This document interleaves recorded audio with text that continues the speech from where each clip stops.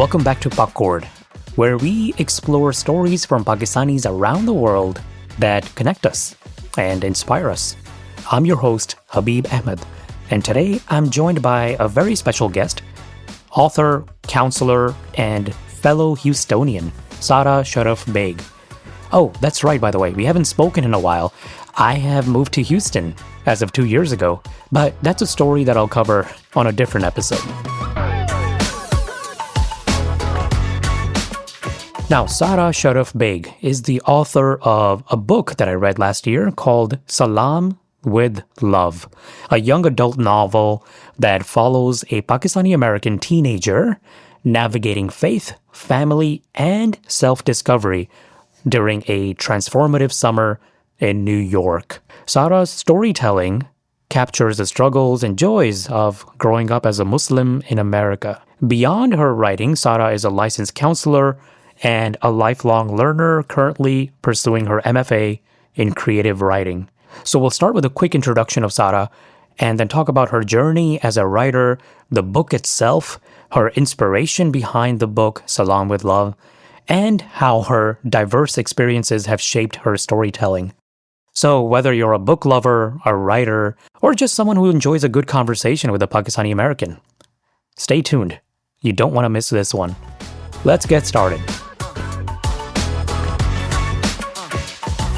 So my name is Sara. I'm 32 years old. I was born in Florida. My parents are from Pakistan. My mom is from Hyderabad. My dad is from Karachi. And I was born very shortly after my mom's arrival to the U.S. And I'm the first of three. So it's me and then my siblings who are quite a bit younger than me. And so, I was the firstborn. I think you grew up soaking in a lot of things culturally and religiously. And my mom is a very patriotic Pakistani still. So she actually had a huge hand in instilling that love of Pakistani culture in me. So I'm also a wife. I'm married to a wonderful man also from Pakistan. He's also from Hyderabad. I've lived all over the U.S. I've lived in Florida, New York, New Jersey, Seattle, Michigan. Right now I'm in Houston and the Houston area and hope I'm going to stay here, inshallah, because I do love it here. I am also now a mom. I have a beautiful 8-month-old daughter, mashallah. And as far as what I studied, I went to the University of Central Florida for my bachelor's. I have a bachelor's degree in communications, essentially in radio and television. I did freelance writing for about 5 years after I graduated, and then I went back to school for Northwestern University for my master's in counseling. So I graduated with my master's in counseling in 2020, so peak pandemic time. And since then, I've been focusing on building my prior practice. So I am licensed as a counselor in Michigan, Texas, and also a telehealth provider for Florida. I became a counselor specifically to try to help Muslims and South Asians, especially people who identify as Desi, because definitely we're a population could benefit significantly from therapy, but also from therapists who can understand the cultural background and the religious background without having to constantly explain things over and over again. Mm-hmm. I'm also working on my MFA in creative writing through Southern New Hampshire University, so I'm about halfway through that. Inshallah, on track to graduate next year with that. So I am someone who likes to keep myself busy. You mentioned earlier that, of course, you had Pakistani parents and your mom is fairly patriotic. तो आपको उर्दू तो थोड़ी बहुत आती होगी, I'm guessing. Yes, actually, हम घर में भी उर्दू में बात करते हैं. So my husband is Sindhi. I'm Sindhi as well. I'm from a Sindhi family as well. But so it's funny because Urdu is our mutual second language, but we end up talking in Urdu a lot of the time. And we definitely want to teach our daughter about Sindhi and Urdu and, And of course, English. She'll learn English, of course. Yeah. So she'll learn all that, but we want her to learn as much as she can. I also minored in Italian when I was in college, so I love learning different languages in general. So I'm a huge fan of soaking up as much as I can. And really cool. I'd love to learn Sindhi as well, so I'm trying to find someone who can teach me. You mentioned you were born in Florida, and then you lived, you mentioned several cities that I forget now, Seattle, New Jersey, New York, and now you're in Houston. What made you move around so much, by the way? Was it for education or just jobs or just exploring? Jobs. My father's a neurologist. So when I was born in Florida, essentially what happened is that I have family in Florida. So two of my judges live there. So we lived close to them at the time that I was born. And then my dad got into residency in New York. So then we moved to New York. And then when I was around 6 or 7 years old, we moved to Northern Jersey. We stayed there pretty much up until I was 18. And then at that point, I was like, I'm tired of the snow. I can't tolerate the snow and the cold anymore. So then I got into UCF in Orlando, and I went there, and my family followed me there, and they live there now. And then I got married, and then my husband decided to, move me around. So first we moved to Seattle for a couple of years for his work, and then he got into residency in Michigan. So we were there in Michigan, and Michigan turned out to be actually great for both of our careers, alhamdulillah. And then from that point on, like once he was done with residency, it was time for him to look at fellowships, and we knew we had a bit more freedom in terms of where to move for fellowship, like where to prioritize. We knew that it was most likely that he would get into either his top choice or his second choice.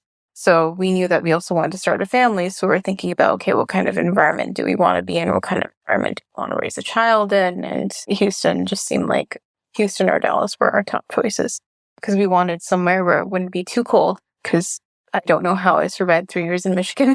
So I was like, yeah, I don't know how. Great times in Michigan for sure. I love my time there. I still reflect back on it. So many good memories. It was just, I would have loved to stay there indefinitely if it just wasn't so cold.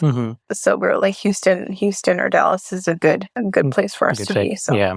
We've been here for about 2.5 years. Okay, so Sarah, let's go ahead and talk about the book. So I just a little bit of background, right? I finished up my MBA early last year. And around that time, I've been kind of a bookworm on and off through the years, but I never really had much time in recent years, I would say. But around the time I was finishing up my MBA, maybe it was just the readings that I was doing on the side, I started getting back into reading again. And this time specifically, I was like, I want to explore books and novels that are written by not necessarily mainstream authors, but especially authors that hit a niche. So mostly like Muslim Americans and Pakistani American authors. And I even joined a book club to kind of, out of that enthusiasm to pursue that. So for the last several months, I would say I've been reading like about 3 books a month since mid last year or so. Around that time, I discovered your book.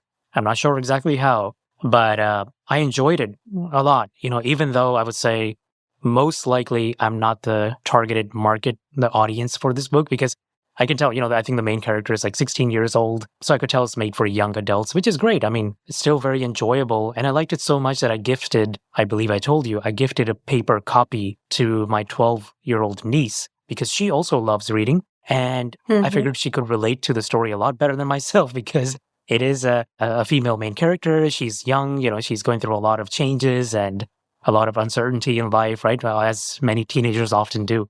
So she also really enjoyed it. And then I don't want to say stalk, but I like researching my books and knowing who the authors are. And somewhere, I think along the lines of that, I followed your Instagram and I found out that you live in Houston as well. And I thought, that's really cool. Let me speak to her. So I followed you, and here we are. Yeah. Yeah, and congratulations on your MBA. That's a huge accomplishment. Thank you. Yeah. Yeah, that was a great accomplishment. It was a really good experience, but I'm very glad it's over, because now I have, especially starting that around the time when you just had a child, it was definitely tricky with a full-time job, the MBA and family and all that. So yeah, thank you. Alhamdulillah, that's behind me. And now I have more time to read books. So yeah. So anyway, I wanted to talk about the book a little bit, if that's okay with you. Yeah, of course. Okay, so just for the background for people's knowledge, right? And correct me if I'm wrong, because it's been a while. Obviously, and I've read a lot of books after that, so sometimes it can be a blur. But from what I recall and a lot of the highlights that I made on the book, we follow the main character of this story is a young girl. I think she was about 16 years old. Her name is Dua, and she lives with her parents in Virginia, specifically in a town called Burkeville. So my first question for you was, is Burkeville a real place? Because as I told you, by the way, I like to research stuff. And for some reason, I think I went to Google Maps and I searched Burkeville, but I'm not sure if I found it. So is it inspired by a real place, or it was like really far away from where I suspected it might be, like closer to DC, but I think this was like quite a bit out in Virginia. Yeah, yes. Burkeville is real. It's a very, very tiny town. The last census they did was back in, I believe, around 2010. And the population is like less than 500 people. So it's real, but it's very, very. How did you pick that place? Like, did you live there at some point? Did you visit? No, I've just always really liked Virginia. So I love Virginia, I love Pennsylvania. So when I was researching for Salaam with Love, I was thinking about the overall vibe that the world would be experiencing as a small town girl, and how she's really the only Muslim kid in her area. And so when I was doing my research, Burkeville just fit what the vibe was. So yeah. So you kind of threw a dart on the map of Virginia. It is a really nice, beautiful state. Yeah. Yeah. Kind of, essentially, yes. Because it just really is beautiful. I always had lots of nice memories going there, business trips with my family. So continuing on with the story, right? The setup, the stage is that Dua, our main protagonist, is basically going to live with her cousins in New York. Her parents are telling her to spend the summer break with them. And I think that also coincides with Ramadan at that time. Yes. So she's going to spend Ramadan with them. She knows that her cousins and their family are relatively more religious. She's nervous about living with them, obviously, not being, I guess, around her parents all the time alone, or her best friend, I forget her best friend's name, who is not Muslim, right, in school. And I think her name is Kat. Kat. Yes. She has, it seems like in Burkeville, because she grew up around mostly non-Muslims, right? That's kind of what she's used to. And I'm sure, by the way, a lot of us Pakistani Americans and Muslim Americans growing up can relate to that, because not all of us grew up in Houston.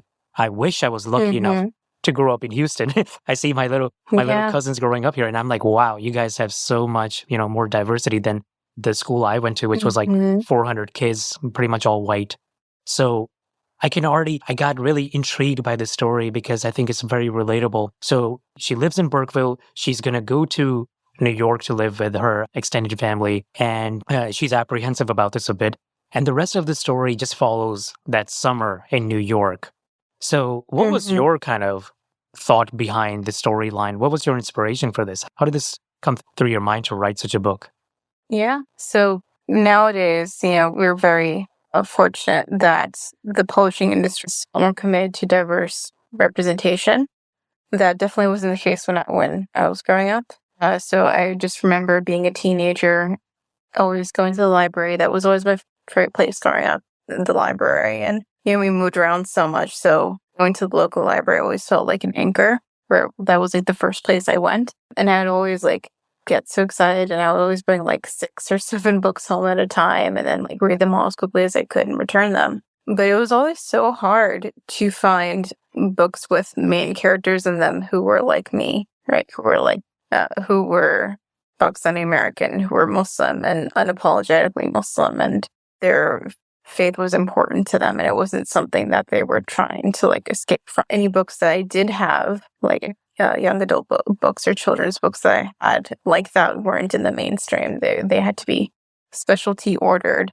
So it was more for me, it was writing the story that I wanted someone else to write for me, but no one was doing it. So I had to take that on for myself. And as far as the premise is concerned, it's just I've always been someone who's very family oriented, because I do have a huge extended family, but unfortunately we all live quite far apart because we're spread out all over the globe at this point. So it was kind of I was also giving Dua the opportunities to bond with her family in the ways that I wanted to, that I didn't quite get to. I see. And so the book, by the way, I also noticed, I can already get a sense of why you wrote it the way you did, right?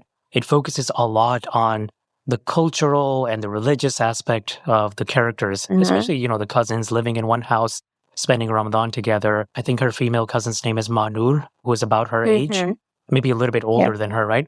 And Manur just got engaged. So we're also getting a sense of her life as in kind of an engaged girl who's kind of anxious about what the future holds for her, right? And then at the same time, Dua, our main character, is trying to learn to read the Quran better. And she gets a little teacher who she also has a crush on, by the way, right? Yeah. So there's a little bit of romance in there. And she also, I believe, keeps a little diary, like of just tips that she wants to implement to improve her deen. So Yeah, she has like a checklist. yeah. Religion in general, I think, was a big theme in this book. What was I guess, I'm trying to think of a better way to ask this, but of course, I'm sure you're a relatively religious person. You were raised in a religious household. But what was kind of the message that you wanted to convey with the themes that you chose for this book, the culture and the religion? Yeah. So one thing that I've observed that is just kind of sad to me is how distant a lot of Desi Americans can get from their culture. A lot of Muslim Americans can get from their deen.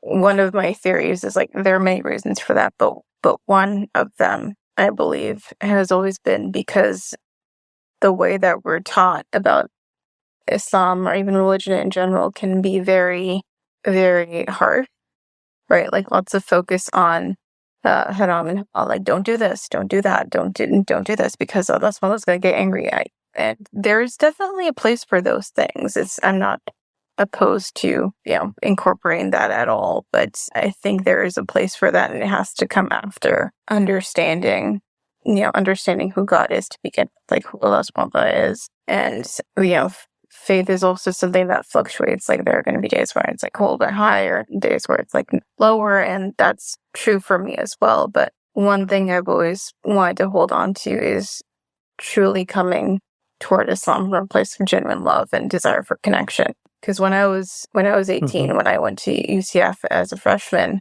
I joined the Muslim Student Association, the MSA, and that was not my first exposure to Muslims around my age, because I also went to Islam school for a few years. But as a young adult, yes, it was my first exposure to being with Muslim peers who were also of diverse backgrounds in a bit of a different way. And that inspired me to get to know more about Islam and get to, want to read the Quran from a sense of genuine connection. So what I really want readers to come away with too is that same understanding that it's like you go approach the Quran, approach Islam from a place of love and desire connection for that connection first and foremost. Because when that is your foundation, everything else kind of falls into place. It makes sense. Another theme in this book, right along with the religion and the culture that I noticed, and I've been noticing this in a lot of books that are, I think, related to Salaam with love in, written by Muslim American authors. They also mix a lot of romance because obviously we're talking about real people or characters who are based on real people, right? So they're going to feel a bunch of emotions. So as I mentioned, in your story, Manur is engaged, right, to a person. She's not sure. She's kind of uncertain about whether she wants to go through with it or not. I don't want to, by the way, spoil too much for our readers, but I'm just kind of giving the outline of the story. And then Dua herself has a crush on a guy who I think happens to be the brother of Manur's fiance. So, of course, they're having some interactions, but in very much what I would define as kind of a halal way, like there's no, explicit touching. There's no meeting in secret or things like that, even though there are times when, they're just kind of talking to each other without family necessarily being around. But there's nothing like explicitly bad going on. By the way, I gotta say, there was a part of your book where we were, by the way, reading this as part of a book club. And there was a really, really interesting build-up to, this tension builds up between a lot of the characters. Some people are unsure about their relationships. Other people are trying to build relationships, but trying to keep it secret from their parents. They don't want their parents to find out, right? So there's like a dinner scene, I believe, at a dinner table, and a bunch of stuff goes down. And I remember on our WhatsApp group chat, there were people like, what the heck just happened? Like, in this chapter, like, wow, like a bunch of stuff just happened all together. This is crazy. So it was very, I will say for a young adult novel, of course, it was very well written. It was the type of scene that would keep you at the edge of your seat. There was a really funny line in it that I highlighted that was, and I think I told you about this one. It was like, Alhamdulillah, God created butts, because without mine, I would have slid out of my chair and landed on the floor after something shocking gets revealed to the main character. So, yeah, there were some funny lines in the book as well. I got to give you kudos for that. But one thing I got to tell you is my mom is also a pretty religious person, mashallah, panch waqt ki namazi, all the basic stuff. And then she also, by the way, she fasts just for fun, like outside of Ramzan. वैसे ही अम्मी से बात कर रहा हूँ, she'd be like, मैंने 30 दिन के रोजे, commit किए हुए हैं, मैंने 60 दिन के and all that. I'm like, wow, you, like, it's hard. Like, Ramzan is coming up and I'm scared sometimes. Like, भूख लग Yeah. जाएगी यार, and you're doing it just for fun. But my mom is the type of person who's like, कोई dating shating नहीं होती, मुसलमानों में.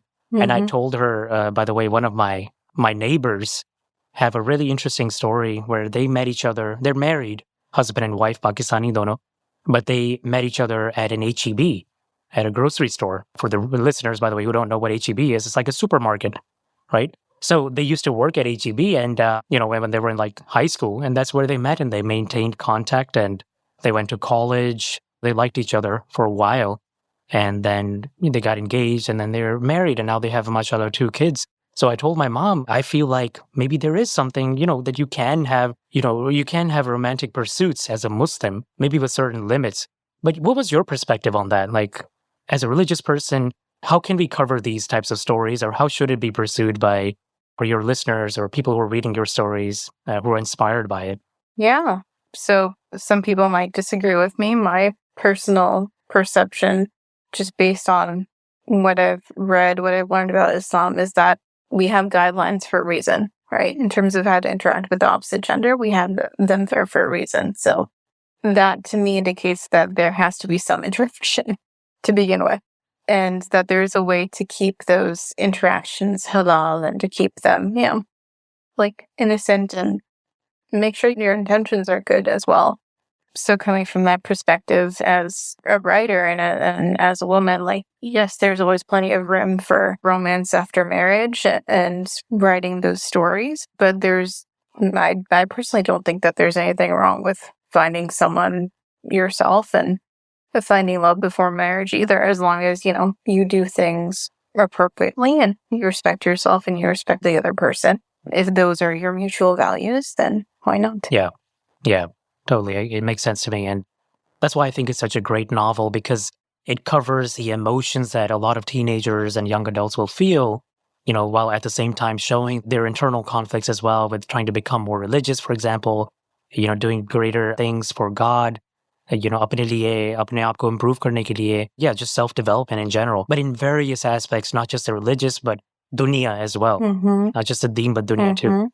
So I really appreciated that. Like you said, it's not something that everybody will agree with, but I did like the approach that some of the authors, like yourself, and I think I read another book that was quite similar, like Love from A to Z was quite interesting. So yeah, by Escali, that's a good one. Yeah, exactly. So I have read a lot of these books, and I think they're definitely worthwhile.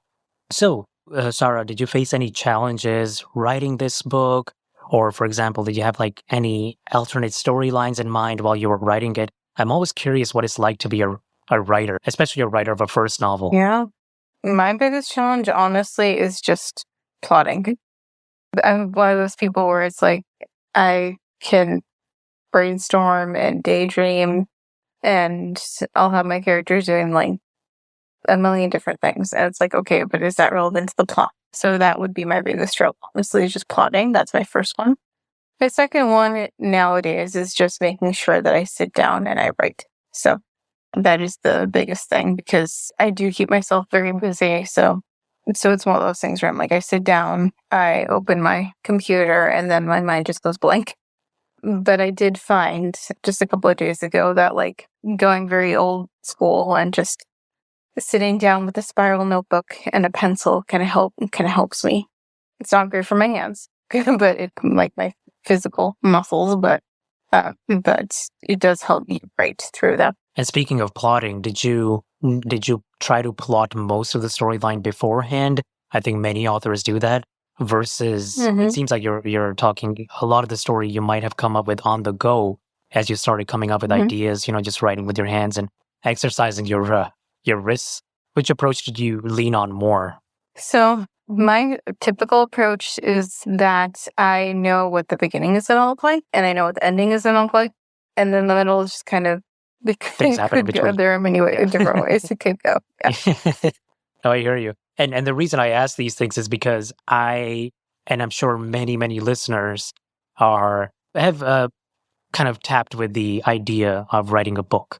Like many kitab likhni hai, it doesn't have to be nonfiction. I want to write a story and I want to tell it from a unique perspective. I feel like there's so many interesting stories that we can tell, as minorities living in the US, for example, our religious background, the lives we have at home versus the lives we have at school versus the lives we have at work, right? Completely different faces that we sometimes show different people. But as soon as I start the idea of writing something. In my case, I never actually pursued it. But whenever I thought, okay, I want to write a story, I want to come up with a plot, it can be quite tricky. I'm sure many other people who might be aspiring writers are also intrigued by what your writing process was like and how you motivated yourself and, established kind of a routine of writing among a lot of your other responsibilities, right? You also have a day job and family and all the other things. So what was kind of some of the things that you used to motivate yourself? So having people who are already interested has usually been helpful for me. So one of my best friends at the time that I was drafting Salaam with Love had children who fit the target audience in terms of age and gender and so forth. So what would happen is I would share a chapter with her, finish a chapter, send it to her, and then she would actually read them to her kids, or the kids would read them on their own. And if it went too long without a chapter, they would start messaging me and be like, "Where's our next chapter?" So then I knew I had to keep going so that I could finish for them. Yeah. So having deadlines and real people kind of looking forward to things can really help. Absolutely. Yeah. The publication process, what was that like? I'll tell you personally, I read the book on Kindle, my Kindle Paperwhite. I kind of like that. Many people don't. Many people prefer paper books as well. So I have your book both on Kindle and in paper copy, the one that I purchased for my niece. So I was happy to have those types of options. So for new writers, just for their knowledge, how did you pursue that? How did you go about that? It was interesting. It was actually a long journey. From finishing my draft of Song with Love to actually getting it published was almost 10 years. That was because I had my heart set on going the traditional publishing route. So I did a lot of research on literary agents, what they're representing, who might be a good fit, and then the process of writing query letter, getting my writing sample ready, my manuscript ready, and then going from there. And then, of course, any writer going through that process, you get some yeses, you get a lot of no's, you get a lot of rejections, but it only takes that one yes. So it was a challenge for sure, but my literary agent, Jamie, she truly is a rock star because she would not get discouraged, and she was always a huge support and still is. So, for example, one thing we ran into is that there would be editors who were interested in Song with Love, but they wanted some changes, and changes are an expected part of the process of publication. So that wasn't the issue so much as the changes that they were looking for were more in line of okay, well, that's not in line with my values or the values that I want to show and what I want this novel to be about. So, for example, one piece of feedback we got was well, this is a romance, but they never touch. They never do this or that. And it's and that had to be a hard line of it. We're no, I want this to be as halal as possible. I remember even talking to Jamie about that too, where I'm why is it that with Twilight, Stephanie Meyer was able to show two 18-year-olds choosing to abstain until they got married at 18, and that was okay for everyone, but have two Muslim characters, kind of falling for each other, but not doing anything that would be considered outright haram. That, for some reason, is hard to digest. So I always appreciate Jamie for that. She truly is a wonderful, wonderful agent in that regard. What are some of your favorite books, either mainstream or non-mainstream, right? For some of the listeners who might be looking for recommendations. So many. That's always a hard question because I feel like the answer always changes. So instead of favorite, I'm going to go with the books that have resonated with me. I'll go with that. So when I was growing up, I absolutely loved the Artemis Fowl books. Those were my absolute favorites. Also, anything by Meg Cabot. I went through a very long phase where it was like essentially anything she wrote, I read. Somehow, with the exception of the Princess Diaries, which she was most known for, ironically. Those were maybe her only works that I haven't actually read that much. So, loved those. Right now, I'm trying to read a lot more works by Desi authors or by Muslim authors. So, I really enjoyed Love from A to Z, like we talked about. Also, I Shot Last by Usma Jalaluddin. Love that one. And I just finished reading The Widows of Malabar Hill, which is a mystery. It features the first female lawyer in India, and I believe the 1920s. She's a Parsi, so that was also interesting to read too, from that perspective of someone of a different religious background, and her clients are Muslim widows who are actually do parda, so they seclude themselves. So that was actually very interesting to read. So I just finished that. And right now I'm reading The Covenant of Water, which is also centered in South India. So I'm only a quarter of the way through, but it's very interesting so far. Oh, really cool. Okay. Well, I know I wrote a lot of these down and I will know what to read next. Some of these were on my reading list already, like The Covenant of Water, other ones I've read, like I Shed Last. So yeah, thank you. And then what are your plans to write more books going forward? And are there, some themes that you have in mind that you want to cover, for example, in future books? Mm-hmm. So right now I'm working on a short story. So inshallah, hoping to finish that within the next couple of months. An idea for another novel, which I have started. So I'm working on drafting that. Again, my biggest struggle has just been making myself sit down and actually write. But I am working on that MFA in creative writing. So when it comes to writing the thesis, I'm going to have to do that no matter what. So this may or may not end up being my thesis project, but it is what it is. And one theme that I have noticed so far is many of my main characters struggle with feeling not good enough, like feeling like there's some standard that they just haven't met.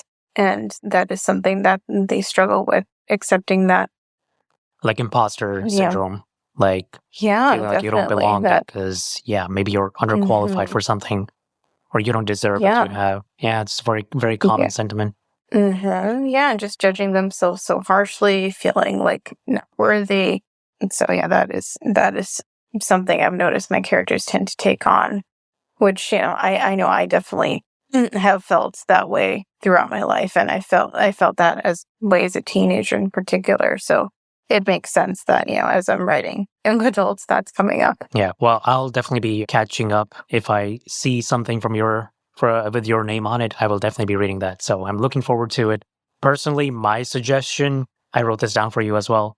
Personally, I would love to read a horror book with kind of an Islamic or Muslim, context. I feel like there's not a lot of that. I'm not like super into horror, but I always feel like, when we look at horror stories or movies or TV shows, oftentimes in the US, it'll be, more from a Christian perspective, like, possession ho gayi. The power of Christ compels you. There's like a priest coming and fighting the demon and things like that. There are some interesting stories now on Netflix that are like, I think, Indonesian movies or Turkish movies that are horror.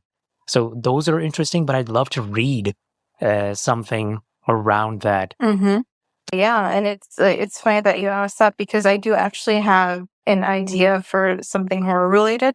The only issue I have with that is just when I'm like conceptualizing it, I can see how it works as a short story, but I don't know how to expand it past that point. So I need to reflect on that because I do have an idea related to that. Yeah, absolutely. One thing at a time. If the book clubs you're part of are open, definitely share them with me. I'd love to join as well. Yeah, definitely. I think they're both only women so far, but I can definitely check and see if they're willing to open them up. That might be a good idea. Well, yeah, and maybe there's a reason for that. I feel like लड़के किताबें कम पढ़ते हैं. I don't know if it's just a hunch, but I feel like guys don't like to read as much. No, I think you're right. Yeah. I think you're right, or at least there's also a stigma against that too. I don't know if you noticed that there's like a little bit of like a bias there where it's like, Yeah. it's kind of expected that it's like, oh, like manly things are Yeah. doing things like playing video games. It's not as manly to like read a book. Yeah. But Yeah, my brother is like that. He's like, oh, why do you read books all the time? Like, you know, कोई मर्द बन यार क्या हो गया? I'm like, यार इसमें मर्द और औरत की क्या बात है? But yeah, exactly. It's like that has nothing to do with the other thing. So yeah, it's so definitely. hopefully things will change. Yeah, exactly. But thank you so much, Sarah. Great talking to you. I'm sure we'll be in touch. We're in the same city, so I might run into you at HEB or something. Sounds good. And thank you so much for having me. Absolutely. Thank you so much. Take care, Sarah. You too, Habib. Take care. Bye.